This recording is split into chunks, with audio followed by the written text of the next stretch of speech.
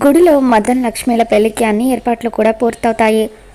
మదన్ పెళ్లి కొడుకుగా, లక్ష్మి పెళ్లి కూతురుగా మండపం దగ్గరికి వస్తూ ఉంటారు.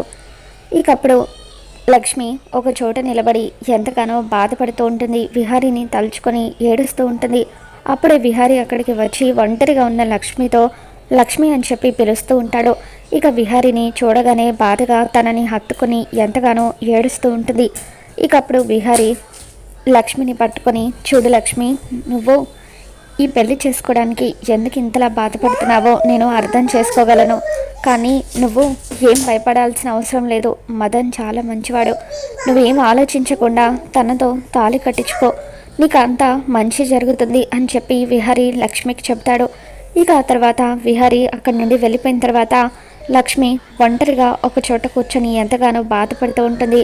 తన మెడలో ఉన్న తాళిబొట్టుని చూసుకొని బాధపడుతూ, ఈ జన్మకు నా భర్త విహారీ గారు కట్టిన తాళే నా మెడలో ఉండాలి, మరొకరు నా మెడలో తాళి కట్టడానికి వీల్లేదు అని చెప్పి అలా ఏడుస్తూ చేతిలో విషం బాటిల్ పట్టుకొని ఉంటుంది.